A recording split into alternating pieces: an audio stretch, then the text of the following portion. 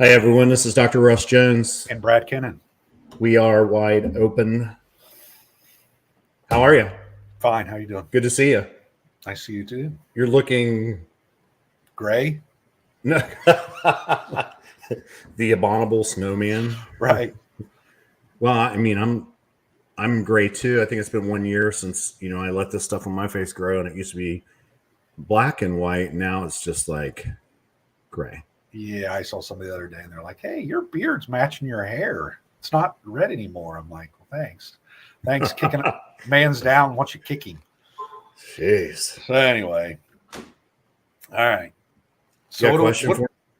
Do what? You got a question for me? What do you want to do? I got a question for you this evening. Okay, I know you have a lot of questions. You are the man of questions. What states have the highest number of Bigfoot sightings? And why? Okay, so the highest states are the Pacific Northwest, Washington, Oregon, California. Are they in that order? Yes. Okay. And the reason why is because whatever Bigfoot may be, it came across, in all likelihood, Bering Geo or the Bering Strait and came to the United States. So it only makes sense that it would be up there and then would spread following territory, mate, food across the rest of the United States. And there is a researcher out there that still believes that there are no Bigfoot east of that area, correct? Yeah. I mean, probably a lot, but was it Peter Burns? Doesn't believe anyone that's had more than one sighting of Bigfoot, and he doesn't believe that there's any Bigfoot in the eastern United States. Okay. Are we essentially out of the Pacific Northwest? All right. So what state's fourth? Ohio is 4. Why? I mean, we're all the way out here in the Midwest. Why are we fourth? I don't know. Ohio is an interesting state because you have part of the state is in Appalachia. It's one of the states that have water leading to both the southern U.S. and the northern U.S., which is unusual. So there's always water, a lot of cropland. I think a large part of it is because, you have to have a witness and a Bigfoot to have a sighting.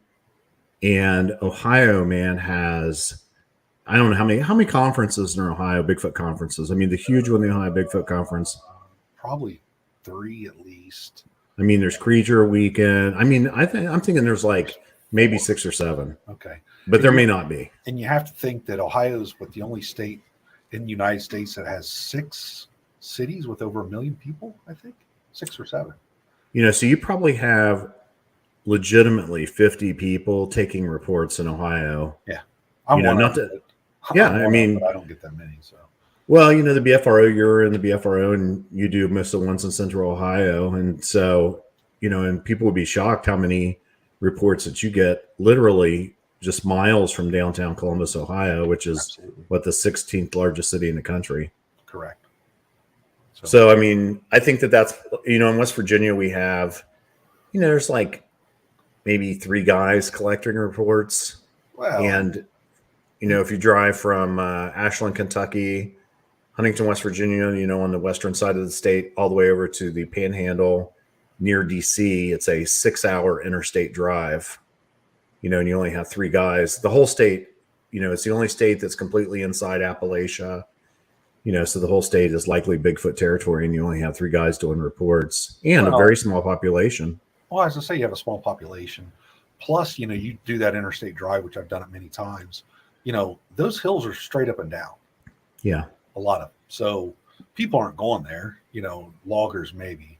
But, how many loggers are going to, you got a guy logging or coal mining that's driving to work and he sees a Bigfoot. Do you honestly think he's going to have submit his report?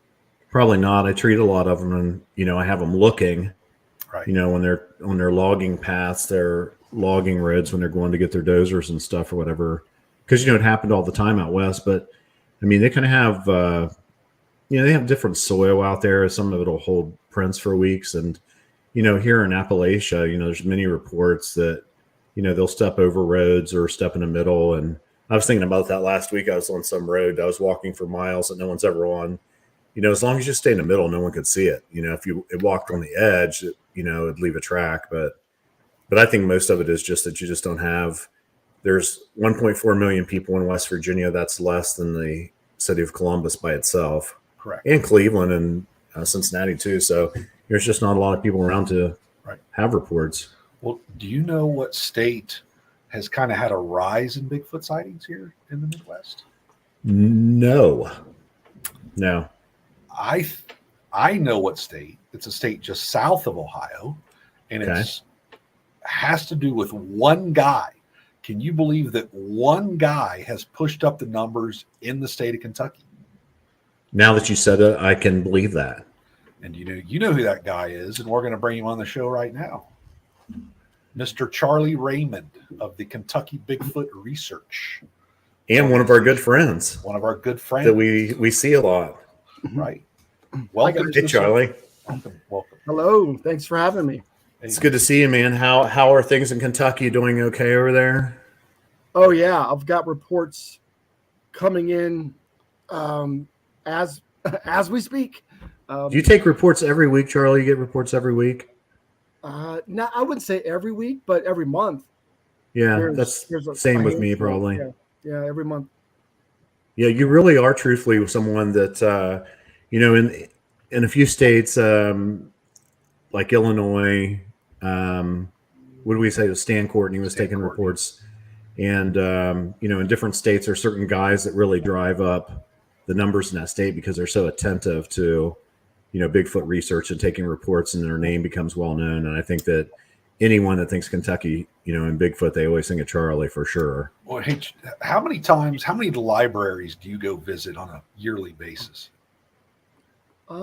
Libraries / municipal buildings that, you get all the people schools. You have a school. Yeah, I would say the libraries 10 to 12 a year.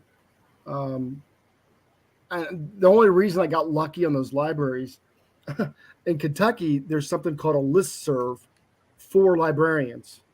And it's a private blog website where they share information on possible authors, subject matter to bring people into the library. Sure. And luckily I got into that, and I had great reviews, great turnouts, and wasn't all because of me. It's the topic, to be honest. And let's not sell yourself short here. Yeah, we've heard you speak. You're pretty accomplished. You're very entertaining. Let's just say that. Well, thank you. I was a middle school teacher, like Cliff was a teacher for many years. So we're used to trying to keep our audience captive. So I will sometimes stand on my head to get your attention. But I'm passionate, as you guys know, about this. And I think that comes through. Are you as passionate now as you used to be about it? Oh, yeah. Yeah. I mean, there's times, you get discouraged with the Bigfoot world and the politics and the hoaxes and the pareidolia images that you get. Explain to the people what that means, Charlie, when you say that. A lot of listeners that we have are not necessarily Bigfoot people. Okay. Pareidolia is basically, I like to say, the innate ability of humans to see faces. As a baby, we're kind of born with that, ability to see a face, to recognize a face. So when you look at the man in the moon, or you look in the woods at shadows, it's easy to pull out eyes and a mouth and a nose out of just sticks and branches and shadows, and people circle them. And what happens is they don't get it. When you zoom in on any picture, it becomes pixelated. It matrix. And then all of a sudden you see faces. And I've got a ton of them lately. And it was so funny because I was on a podcast recently, and the gentleman said, "Hey, what do you think about this Dogman face?" And he didn't expect me to say what I said because he showed it on the screen. I go, "Okay, do me a favor. Take your mouse and move up to the top right there.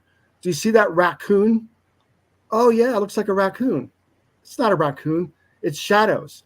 I go, look down to the left there. Do you see that that ghostly figure, the eyes and the mouth? Oh yeah, I see that. Well, that's all you're seeing are these fixation and matrixing of these images when you zoom in on them. Well, and the sad part is there's a very, very, very, very, very popular podcaster out there that does not believe in Bigfoot. He brought this up the other day.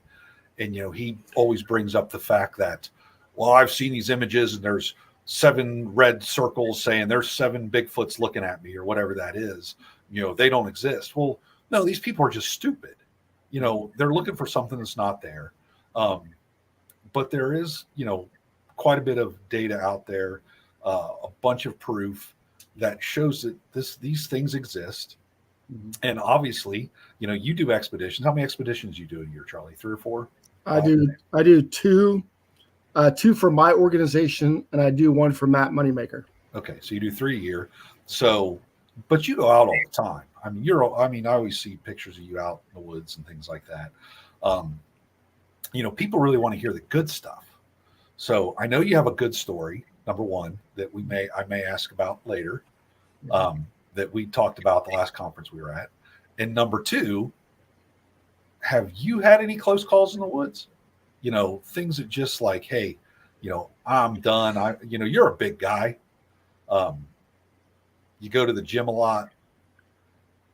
Yeah. Have you had big call, those close calls that you kind of just, you said, I think that he just made his wife afraid of. I remember seeing something on the internet that his lovely wife, Lindsay, was running out of the woods. Oh yeah. I mean, that wasn't that long ago, was it? Just recent. We were out investigating.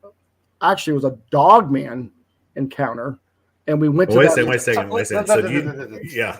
I'm sorry. Wait a second. So Bigfoot doesn't bother me, and I know this is a touchy subject for us.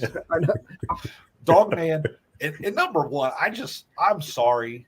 I'm just gonna, just like the guy that you say sees pixelated whatever. There's no Dogman. I'm just telling you right now. I don't get it. I don't see it. I call timeout. But anyway, go ahead. Yeah, it's hard to phantom, and there's no a Bigfoot you can give an explanation for. You can say it's a relic hominid. Came across the Bering Strait land bridge with all the other animals from Asia and dispersed across the U.S. And it makes sense. We have a fossil record that it could be tied to. Yeah, but a Dogman is different, and I'm not going to go into that tonight. But I do have about 4 legit reports, and I'm telling you, I've been doing this for a long time, 3 decades of interviewing law enforcement, park rangers, teachers, parents, housewives, you name it.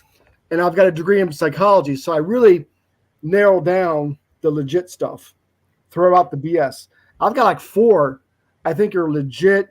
They're honest people. And the only reason I say Dogman is these things had muzzles. Okay, so. And ears, like ears. Not a Bigfoot, you don't see the ears.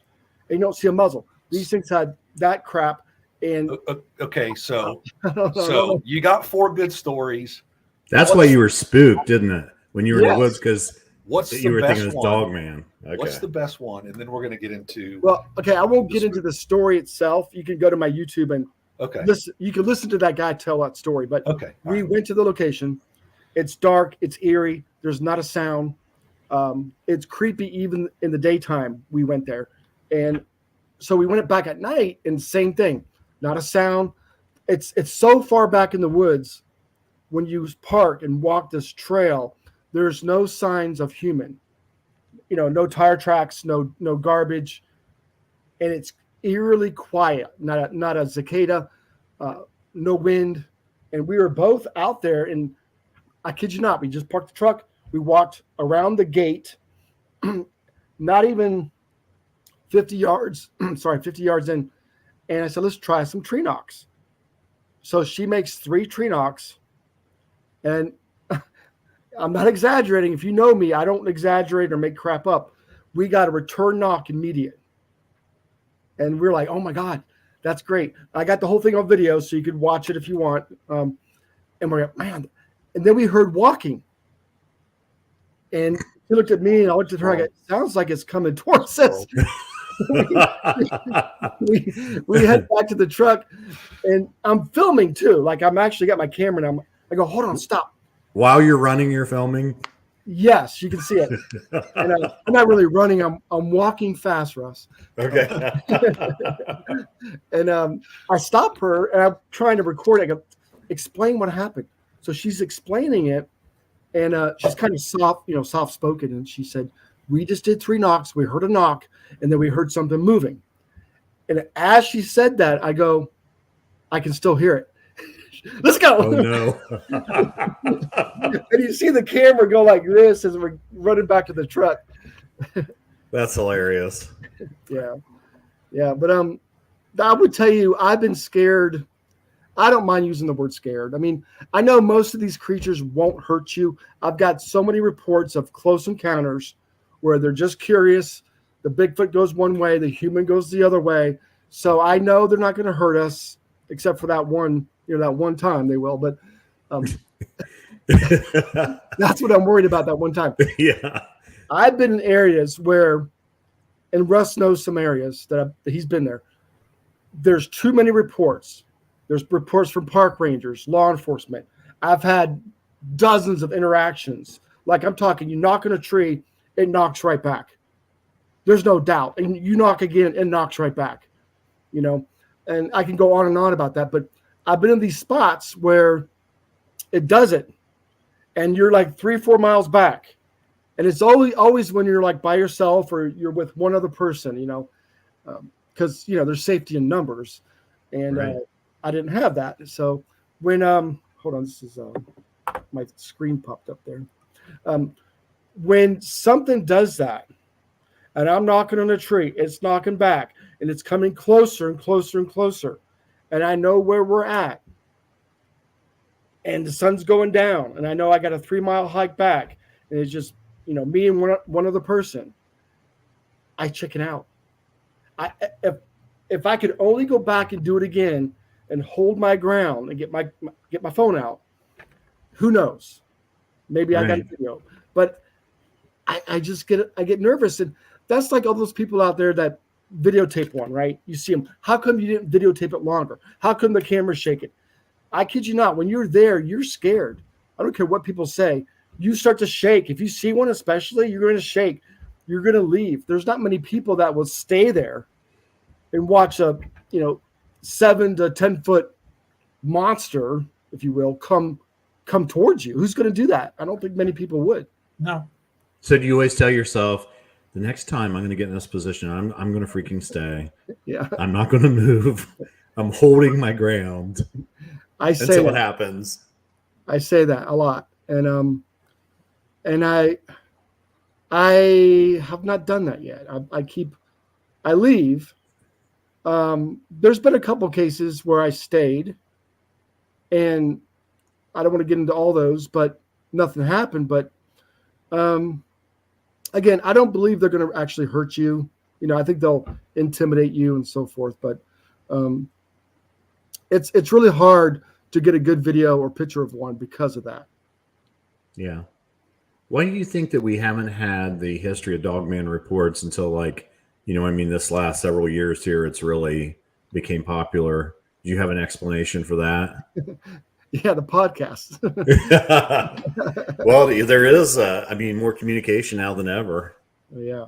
So people that had those, Moneymaker started collecting reports on the internet was 1993 when the it was very primitive, and that was the first reports. And I remember we just had him on. He was saying it was like in 2 weeks or something, they started getting reports that were legitimate. There was no avenue for them. And that's like when the TV show came on, it was a big hit show. At one point, had 2 million viewers or something in the beginning. And we got a lot of reports because I don't think that people knew that Bigfoot made noise until that TV show. Yep. Largely people, so we got all these reports.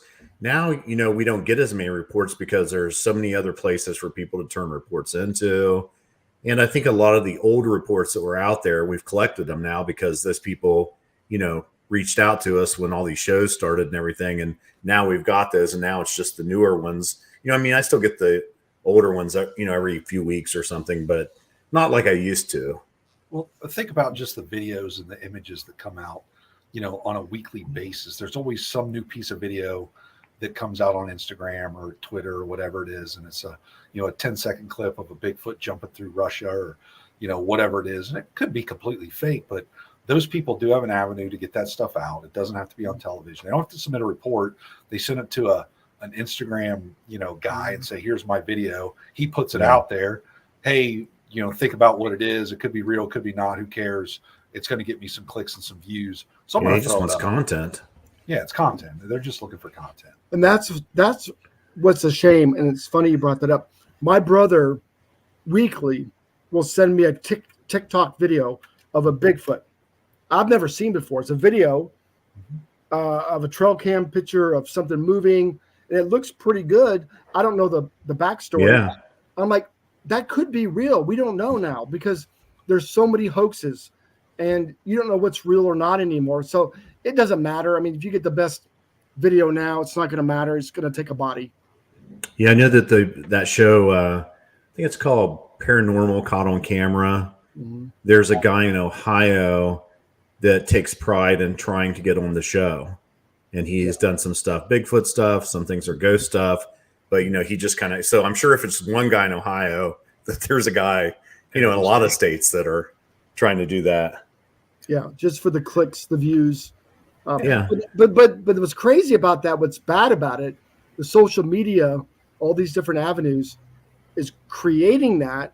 Although now we have more cameras in the field, we have more cell phones, drones, there's more video coming in.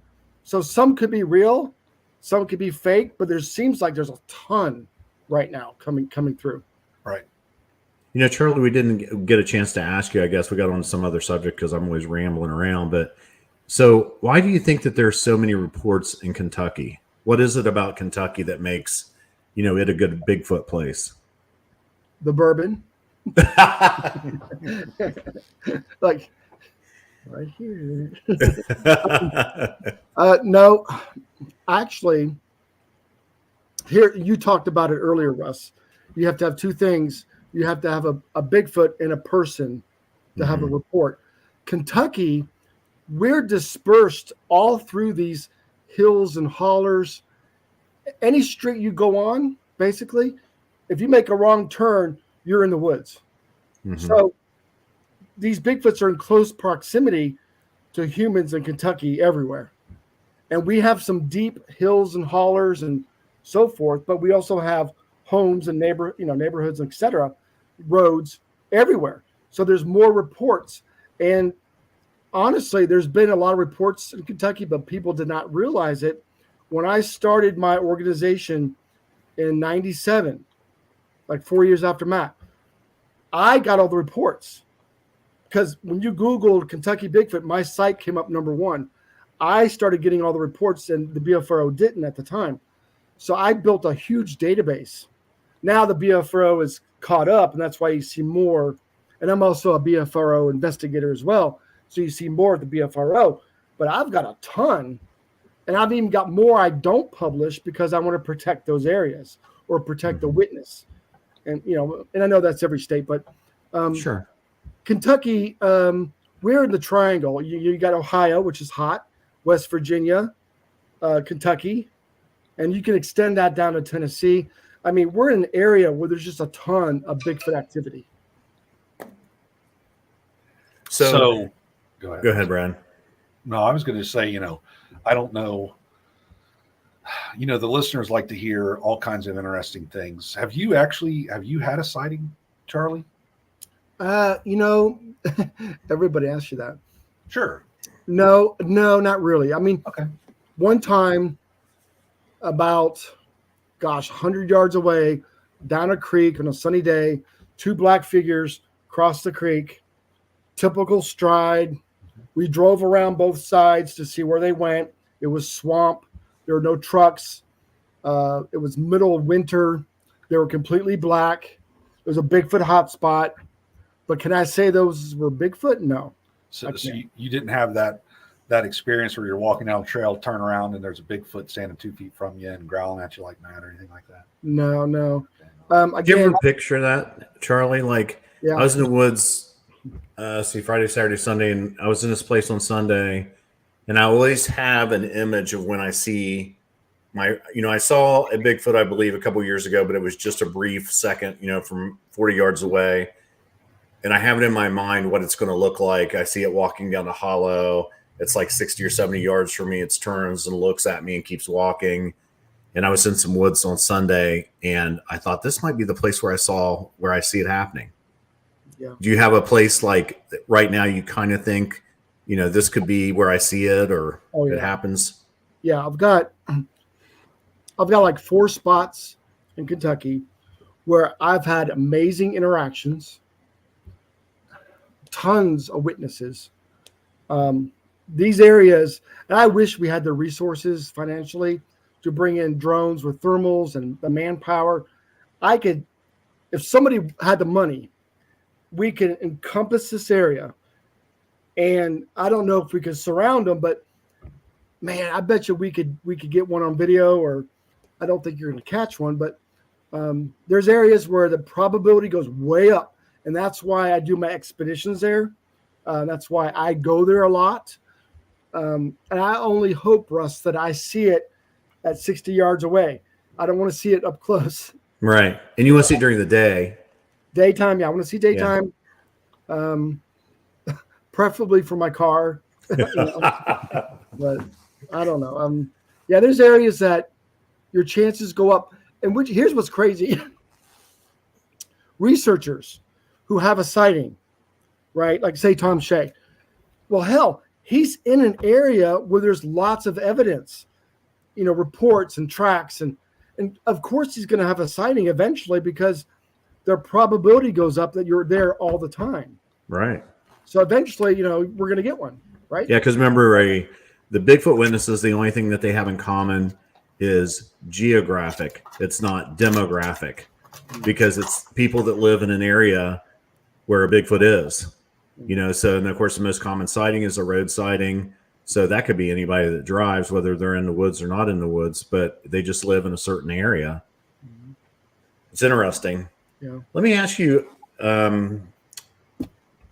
about Daniel Boone. And I know that people will probably ask you about this, but if people haven't heard, Daniel Boone came through Appalachia. He used to live in Charleston. He had a fort there. There's a tree that still has his initials by a mineral spring. He thought West Virginia got too crowded. He moved to Kentucky. And before he passed away, he said that he had regretted shooting a Yahoo, which in West Virginia and Kentucky is a common name for Bigfoot, which I believe it came from the book Gulliver's Travels, which was very popular with the early settlers. Mm-hmm. And they had tall ape-like creatures in that book. And I kind of thought that's where he, got that from. And I know that in the Daniel Boone National Forest in eastern Kentucky, that there is a Yahoo Springs. I'm just FYI, I'm halfway through The Life of Daniel Boone, by the way. The book, I have the audio book here somewhere too. So he has yet to mention a Bigfoot. So are you in the book that has it? Because there's quite a few biographies. John Mack Farragher is doing it. I don't know. I'd have Life and Legend of an American Pioneer. Yeah, there's a lot of Daniel Boone books, but there's one specific one that mentions it. I'd have to look it up to see which one it was. I've forgotten, but so what do you know about that, Charlie? Okay, it's interesting you say that because, as you know, Daniel Boone was in Kentucky in the late 1700s for many years. Boonesboro is a fort, actually, from where I live, and by the Daniel Boone National Forest. Boonesboro is only like 30 minutes from where I live now. Oh, really? Okay, I didn't know that. And when he was in Boonesboro, the late 1700s, there's a couple stories, and I'll share a brief summary. One of them was one day, I guess he was napping, and the Shawnee kidnapped his daughter and a friend while they were canoeing on the Kentucky River. Daniel went looking for them for 3 days. and brought his daughter and friend back from the Shawnee. Okay. Another story was the Shawnee stole some of his horses. They went to Ohio. So Daniel took his son, and they both were excellent marksmen, as you know. They went to Ohio. They came up right by my motel, Clay City, Mount Sterling. Right, this path is called the Warrior's Path. It's a documented path where it's near Buffalo Trace and so forth, where people would go up to Ohio. He came right through here, went up to, I think it's the Salt Lick River, if I'm not mistaken. Anyway, by the Ohio River, when they got there, he built a raft, and him and his son crossed the Ohio, and there were like 300 Shawnee waiting for him. Wow. So he, wisely turned around. Well, when he came back to Boonesboro, they like to look for food, right? They like to look for resources. So his son and Daniel would not hike together. They would separate. So they're on different ridges. They're walking down, and he hears his son fire multiple shots. He thought, that's odd. Why is he shooting multiple times? He's a marksman, and he shouldn't miss, so to speak. So Daniel rushed to that other ridge, and there's this 10-foot tall, hairy creature with his son lifted up, throws his son down. Daniel rushes up close enough to fire off a shot, hitting it in the face. He hits it actually in the eye and kills it instantly. Now, I've researched this. I found two sources of the same story, which, for years I thought, how could you kill it, right, with a crude weapon back then? Today, people shoot them and they can't kill them, right, with high-powered rifles, and the Bigfoot runs off. You hear that all the time. How could Daniel kill this thing? Well, it makes sense if he luckily got it in the eye, right to the brain. Yeah, no bone, straight shot. Yeah, straight shot, boom. So Daniel rushes over there, revives his son. They take their walking sticks and they measure it. They get back to Boonesboro, and they determine it was like 10 feet, 6 inches tall. It was more blonde in color, hairy. I'm excited about that because where that happened, there's a creek. They named the creek. That's only 4 miles from my motel right now, right where I am right now. Wow. What'd they name of the creek? Lubbock Creek. Which stands for something in Indian, or? I don't know. Lubbock Creek. And so what's crazy about that, okay? At this motel, I've got a Bigfoot cutout, of course, out by the road, and people stop and get their pictures with the Bigfoot. And I was selling them for a while, and this guy come in, and he goes, "Hey, I want to buy one of your cutouts." Okay. He goes, "I got to tell you, I grew up here." Okay, and I'm 50 something. I'm your age. He goes, "Look out the window over there, and across the parkway from the motel, there's a big ridge." He goes, my uncle owned that ridge, and as kids, we would play, with no shirts on, just our shorts, and run around. And he said one day, this couple from Florida, they were driving down the parkway. They stop, and they back up, and they go, "Hey, can we take your all's picture? We've never seen Kentucky hillbillies." So he goes, "Oh yeah, we obliged. We're like honored." So we run over there. We pose for the camera, and he goes, "But the more to the story was, when we were kids, we would play hide and seek. And one time at night, a big hairy creature ran right by us as we're hiding." He said, "I could tell it was covered in hair. It was massive. And we just were quiet. We just sat there in the dark, and it ran right by us." I go, "Where was that?" Lubbock Creek. Now, that's how many years is that? 200 years ago? Of course, it's not the same Bigfoot, or sure. But if they breed, they reproduce, and usually they're in the same areas. This could have been one of his kin. Right. Daniel Boone shot. Who knows? But it's interesting that it's the same creek. That's cool. Yeah. Yeah, I could be really excited about that. I know that, you're always excited when you get a report close to someplace that you've had an experience, or, one that's close to your house, or especially one that I remember one time I took a report from a nurse in the Cranberry Wilderness area in West Virginia, which is the largest wilderness area in the eastern U.S. And she was a good witness, and I thought, gosh, this is a cool report. And I drove up there a couple of times, but it's just so much wilderness when you get out. You're like, what do I do now? You know what I mean? It's not like when I go to Ohio, there's roads 7 or 8 miles away, or 6 miles or 4 miles. So I'm kind of boxed in where I'm looking. Up there, it may be, I don't know, up to 21 miles between the next road, and it's very steep. And then about a couple years later, I got a report from a medical doctor and his wife, same road, same mountain, same place. And man, it just ate at me. I just needed to know, like, I had these maps. I always have maps out at least a couple times a week. I'm looking at them, but why is it there? What is it about that one spot that makes it, want to be there? I had cameras up there and a video camera up there for a long time. And that was where I first discovered that sometimes when they go into areas, you'll see a disruption in the normal wildlife. And I realized it wasn't all just about getting a picture of a Bigfoot on a camera. Of course, I want one badly, but it helped me learn about where they may be. And even if my camera's, being heard, or they saw it, or whatever it is, that it isn't working, it helps me, push it along a little bit. But I never did figure out. I knew there used to be a beaver dam that was over there. The state eventually went in and knocked down, and, everything goes to a beaver dam if there's one around. So I'm not sure if it was that or what it was. Yeah, it is exciting when you get clusters. And you're like, oh my gosh, I've got a private Google map of every county, and I've got these clusters of reports. And just recently, I've got a couple of reports, new ones. I got a report from just a couple of weeks ago. I mean, oh my gosh, that's right where these other reports happened.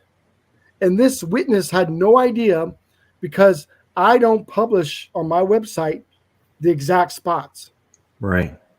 So I'm like, I don't know. It's exciting to see a bunch of them in one spot. Yeah.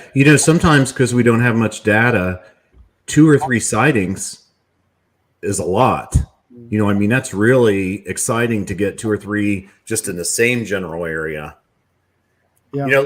Let me ask you, Charlie, and I'm sure I've asked you this over the years since I've known you a long time, but there was rumors that a couple of the politicians from Kentucky, and I won't name them, but they're as big of politicians as we have really in our country, have had Bigfoot sightings. Have you heard that before? Yeah, I'll name them.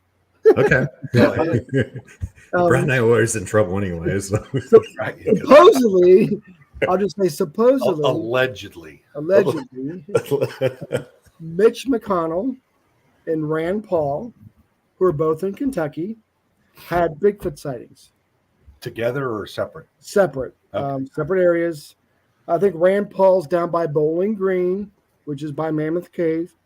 And Mitch is up towards Lexington. So here's what's interesting about that. And I'll say, because Bobo won't mind me saying it. Bobo's the one who told me. Okay. It was my source. And I don't think he was smoking anything when he told me that. So Lauren Coleman was on a plane sitting next to Mitch McConnell. And he posted on Facebook, guess who I'm sitting next to? And he took a picture of Mitch McConnell, right? Sitting next to him. Sure. I kind of remember that. And I said right on there, I go, ask him about his Bigfoot sighting. I'm not joking. He asked him because he said he doesn't want to talk about it. So why wouldn't you just deny it? Why wouldn't you laugh and say, oh, that's crazy? Right. No, that's just urban legend. So Bobo asked him and he said, I don't want to talk about it. No, not Bobo. Lauren Coleman. Lauren asked him and he said, I don't want to talk to him. Yeah. Did you have a Bigfoot sighting? And Mitch said, I don't want to talk about it. Wow. I mean, I'd love to hear that story. Right. So there's a story that, before we run out of time here, You told me this story. We had a guy on the podcast, and he was into government conspiracies and the hiding of Bigfoot information. And we had this whole hour discussion, and your name came up because there was a story that you had told me, and he had heard the story from you about the cornbread mafia. Yeah. About what? The cornbread mafia. I don't even know what that means. You don't know what the cornbread mafia is? No. Let Charlie. No. Charlie can tell the story. He's the first-hand witness. He talked to this gentleman, and you know exactly what I'm talking about. Yeah. Yeah. Little background. If you go to A&E and you find the story about Crystal Rogers, she was killed in Bardstown, Kentucky. And there's an entire show on A&E about the mystery of who killed her, and then all these other people that were killed around the same time period. A law enforcement officer was ambushed. He got off the interstate, and they had some debris on the exit ramp. He got out to move it, and he was shot by somebody waiting for him. And they don't know why. They don't know, the reason. But there's a lot of things tied to this, and I don't want to go into it at all. But that area is known for suspicious activity, okay? That area is not too far from Fort Knox. So the story goes, I had a guy contact me by email. I want to come on one of your expeditions, but I want to know, is there a hospital nearby? I'm like, I better call him because where we're going, there's no hospital. So I called him, and I'm on my cell phone, and he goes, yeah, I guess I shouldn't come, but I'm a knower, not a believer. I go, really? Luckily, my phone has an app that records conversations when I interview witnesses, and luckily it was left on because I always turn it off, but there's sometimes I forget, and it's always on. I got phone conversations on my brother and my mother by accident, and I'm like, oh my gosh, I'm so thankful it was left on. He goes, well, he was a former sergeant at Fort Knox, and they were back in the 80s. They were eradicating the marijuana on the outskirts of Fort Knox, because Fort Knox are thousands of acres, and they just back up the individual property. Okay, there's no wall around Fort Knox, and they were eradicating the marijuana with local PD. And he said, we're in a 113, I think it was, a tracked vehicle, and the helicopter above said, hey, we have some individuals up here. He goes, man, we were fast. We got up there real quick, and there was 5 creatures, as he called them. There was a big male, black. There was a female, he thought, reddish brown. Her leg was hung up in a bear trap. He said almost torn off. The big male had the chain in his hand. And then the 2 younger ones were a little bit lighter in color, the juvies. And the mother had a little black one in its arms. He said, when we got up there, that big male dropped the chain. It roared. It came towards our vehicle, and we opened up on him. I mean, dropping all of them except the little one. The little one got away.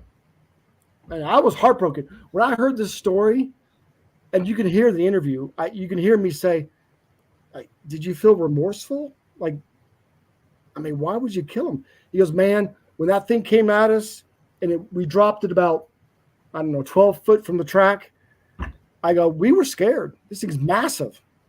I go, yeah, I guess I could see that. Another sergeant in another vehicle came up, said, stay in your vehicle. He walked up and he put a round with his pistol in each ear hole. I said, did you get out to look at him? He goes, no. They took us to Ireland Army Hospital in Fort Knox. We were debriefed. A man with white hair came in, They gave us shots. They took our battle dress uniforms. It's almost like they had an entire protocol in place. That's what he sensed. There was an entire protocol. And I'm like, oh my gosh. I go, why are you telling me this? And unfortunately, he had terminal cancer. So he had about a year to live. And I spoke to him afterwards. And I told him I recorded that conversation. He said, you know, after I pass away, you can share that, but don't share it now because I have a daughter in the area and so forth. I said, okay, I won't. I can go more detail about that story, but it's on my YouTube channel. The entire thing recorded. What is your YouTube channel, Charlie? You go to it through KentuckyBigfoot.com. So KentuckyBigfoot.com, you scroll down, YouTube. I think it's at Kentucky Bigfoot. Okay. That's the thing, at Kentucky Bigfoot. Well, I'll find it and post a link in the description. When we post it's remarkable. I shared that story with people. They're blown away by it. It was sad because I didn't want to kill one, but it just reaffirmed. Or you don't want to be killed by one either. Right. Yeah, you never know. If I was in this situation, maybe I would have done that. I don't know. But I mean, being from Kentucky, is it plausible that they had bear trap up there, or did they have bear traps not because of bears, because of marijuana? Right, the cornbread mafia, the marijuana patches, they will kill you. Sure, literally kill you if you give away their income, turn them in. So, yeah, they would booby trap their marijuana fields. So the story goes, here's a crazy thing. I had a guy at the Ohio conference come up to me. He goes, I heard that story before. I go, really? He goes, it didn't happen in Kentucky. I go, really? I go, let me know where you heard it because I want to know if this is BS. Okay? So after the conference, he contacts me. He sends me the report. The guy had actually went on another YouTube channel prior to talking to me, months prior. Okay, I didn't know this. And they recorded the entire conversation, identical to what he told me, but more detail.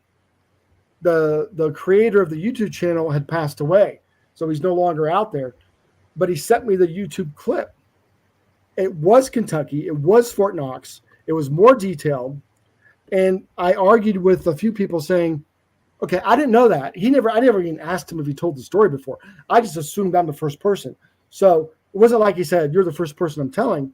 He might have wanted to get it off his chest, and he told somebody prior to me, right? But it just reconfirms that the story was pretty accurate, detail for detail. It was maybe because he had terminal cancer, he wanted to get it off his chest. I don't know. But in that audio clip, which he did not know I was recording it, you could scroll down in the comments. I put the link to the first time he reported it. You can listen to it. You can compare it. Fort Knox, there's been many sightings around Fort Knox. I spoke at a library nearby there one time. After the Bigfoot presentation, there's a guy in the back of the audience. He reminded me of Indiana Jones, with the hat. And I finish, and I walk to the parking lot. He goes, excuse me, sir, can I talk to you? Sure. He goes, I'm like fish and game for Fort Knox. But he had a title for it. He goes, I have some stories for you. But I was rushing, packing my vehicle, and we had to go eat pizza with our friends. We're like, okay, give me your name and number, or here's my card. You call me, right? That was my mistake. I gave him my card.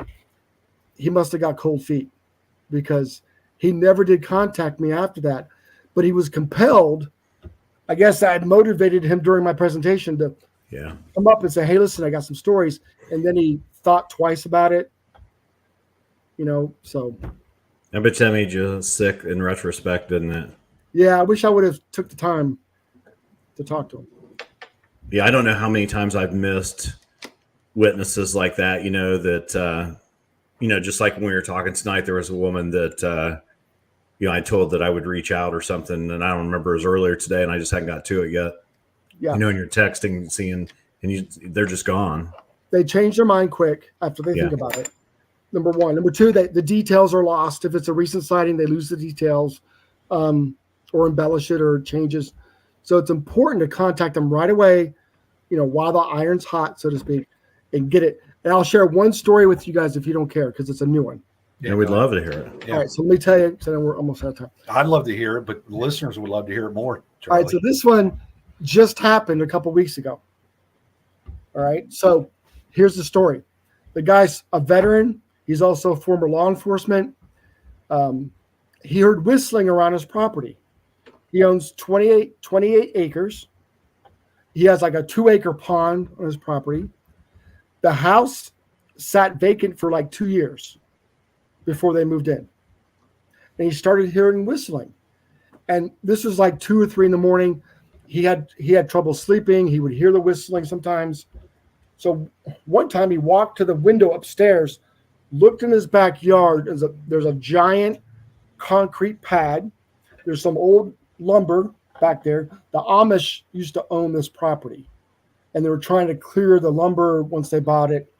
And he sees what he thought was a bear by the lumber. So he goes and he had night vision, and he gets his night vision and he's looking at it. The thing stands up on 2 legs. He said it wasn't a bear. No muzzle. It had wide shoulders. It looked humanoid, covered in hair, and it walked off. And he was pretty shooken up about it. He was so taken back by it, trying to process it, he didn't even tell his family for days. Okay, because he's like, am I crazy? Did I see what I saw, And so finally he told his wife and kids. And another night then, a couple weeks later, he hears the whistling again. This time he goes downstairs. He goes around through his outside garage. It's a barn. He walks through. The creature is by that wood pile, almost like it's eating something out of the wood pile. And he sat there for a while watching it. He said, I made no noise. I had my gun on my side. I just watched it.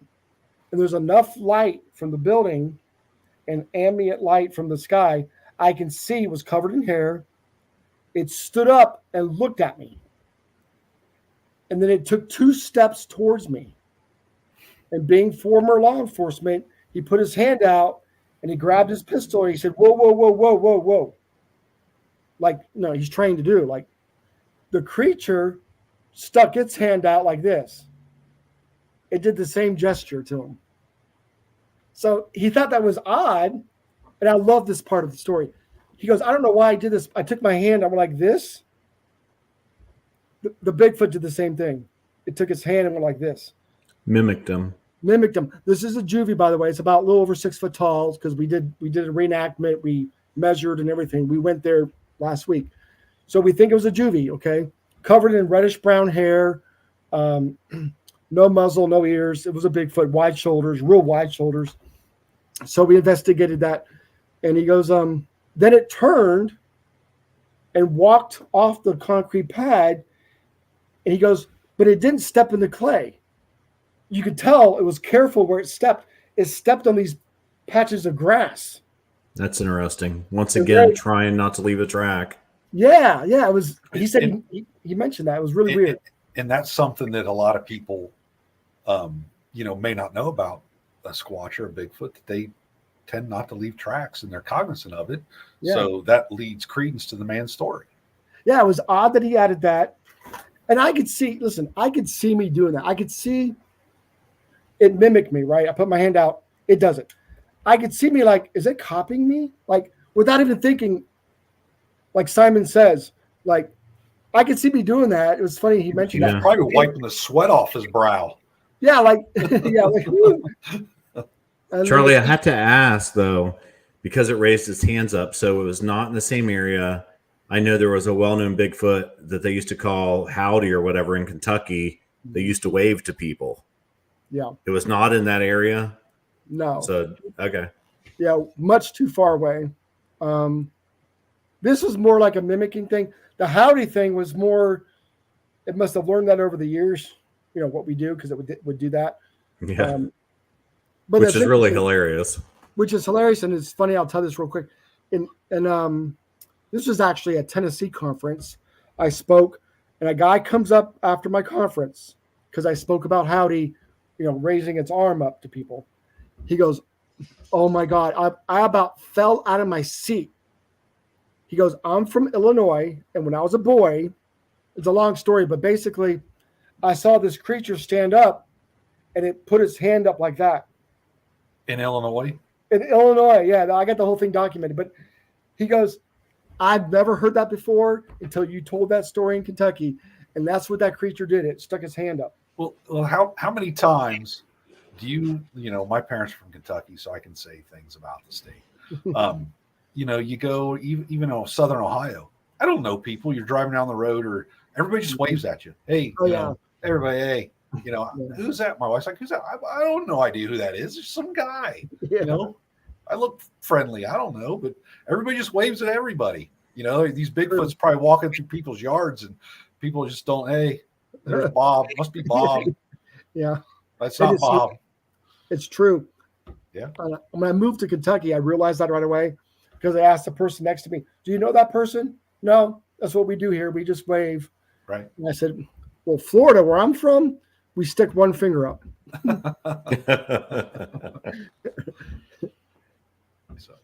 Well, Charlie, we really appreciate you taking time to come on with us, and you made an hour pass so quickly. And you're one of truly the good guys in the field, and Bigfoot has a lot of good guys in it, but you're right up there, and everybody loves Charlie Raymond. And I think that if you want to go on an expedition that's well run, you'd have to go quickly. He told you what his website is, but he sells out just so fast, you just can't believe it.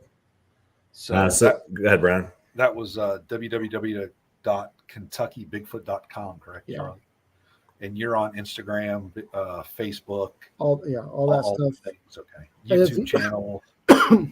So what happens is, like your podcast, people want to hear the stories, especially from the witness. Sure. So I, and being lazy, I don't like to type. I've been doing more and more audio recordings and video recordings of witnesses. So if you go there, go to my YouTube and listen to these stories, like the one I just told you.